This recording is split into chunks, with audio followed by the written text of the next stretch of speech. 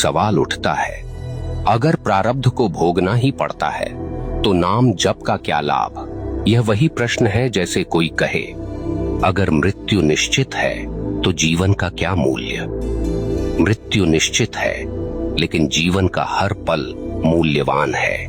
वैसे ही प्रारब्ध का फल निश्चित है लेकिन नाम जप उसके फल को बदल सकता है। कैसे? एक उदाहरण से समझिए। मान लीजिए किसी के जीवन में बड़ी बीमारी लिखी है। प्रारब्ध उसे बीमार करेगा ही, लेकिन अगर वह नाम जप में रमा है तो वही बीमारी उसके लिए ज्ञान का द्वार बन सकती है। उसकी पीड़ा उसे ईश्वर से जोड़ सकती है। और कभी कभी नाम का बल इतना होता है कि बीमारी का असर ही आधा रह जाता है। शास्त्रों में स्पष्ट कहा गया है, नाम जप से भाग्य का प्रकोप भी शांत हो जाता है। कुछ लोग यह भी कहते हैं कि अगर नाम इतना असर करता है तो क्यों साधु संत भी कष्ट झेलते हैं? इसका उत्तर यही है कि संतों के लिए कष्ट नहीं होते। वे जानते हैं कि यह प्रारब्ध है, लेकिन वे नाम में डूबे रहते हैं, इसलिए कष्ट उनके जीवन को छूकर निकल जाता है, उन्हें भीतर तक तोड़ नहीं पाता। यही नाम का बल है। आप सोचिए, क्या आप केवल प्रारब्ध का खिलौना बने रहना चाहते हैं? क्या आप यह स्वीकार करेंगे कि आपके जीवन की डोर केवल पुराने कर्मों के हाथ में है, या फिर आप ईश्वर के नाम को पकड़कर उस डोर को बदलना चाहेंगे? चुनाव आपका है। नाम जप केवल एक धार्मिक प्रक्रिया नहीं है, यह आपके आत्मिक अस्तित्व की रक्षा है। यह आपको उस अदृश्य शक्ति से जोड़ता है जो सब बदल सकती है। और हाँ, अगर कोई कहे कि प्रारब्ध को कोई नहीं बदल सकता, तो यह अधूरा सच है, क्योंकि प्रारब्ध भी ईश्वर की ही योजना है।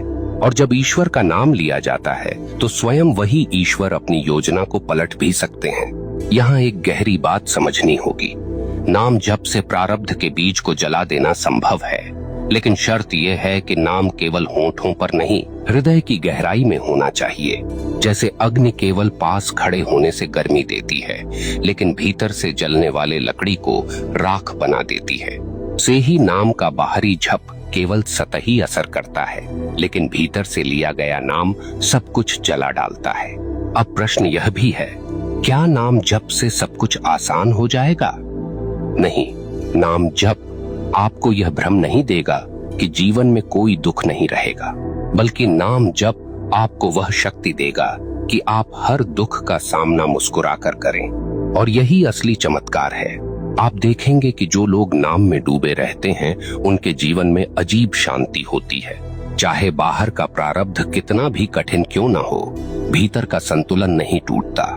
यह संतुलन ही उन्हें महान बनाता है। तर्क यह कहता है कि अगर प्रारब्ध फल है तो उसे बदलना असंभव है, लेकिन भक्ति यह कहती है कि फल चाहे जो हो, अगर नाम का अमृत उस पर डल जाए तो उसका स्वाद बदल जाता है।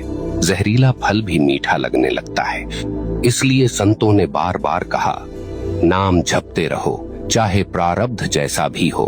अब जरा कल्पना कीजिए, अगर आप हर दिन नाम जपते हैं तो आपका मन धीरे धीरे निर्मल होता जाएगा।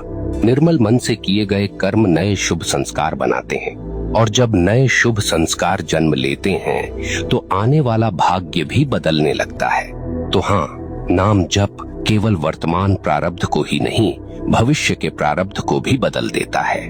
कभी सोचा है क्यों बड़े बड़े ऋषि मुनि बार बार यही उपदेश देते थे कि नाम जपते रहो? क्योंकि वे जानते थे कि प्रारब्ध से लड़ाई कोई नहीं जीत सकता, लेकिन नाम से उसका सामना किया जा सकता है। और कभी कभी जब नाम जप में पूर्ण समर्पण होता है, तब प्रारब्ध की जंजीरें अपने आप टूट जाती हैं।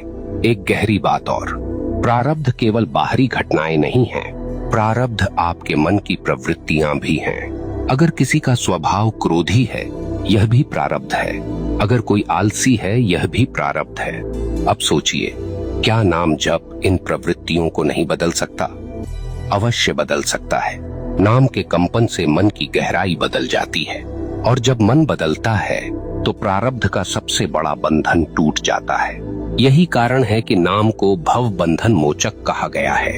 यह केवल मृत्यु के बंधन से मुक्त नहीं करता, बल्कि जीवन के हर दुख से आपको ऊपर उठा देता है।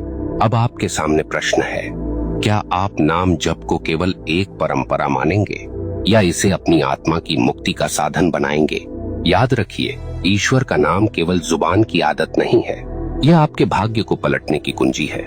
और अगर अब भी कोई पूछे कि क्या नाम जाप से प्रारब्ध भोग नष्ट हो सकते हैं, तो उत्तर यही है, हाँ, हो सकते हैं, क्योंकि नाम वही शक्ति है जो ईश्वर स्वयं है।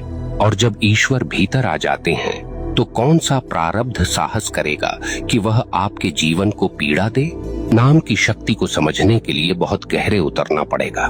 यह केवल ध्वनि नहीं है, यह केवल अक्षरों का मेल नहीं है, यह ईश्वर का सीधा सपाट स्वरूप है। जैसे अग्नि से अग्नि अलग नहीं हो सकती, वैसे ही नाम से ईश्वर अलग नहीं हो सकते।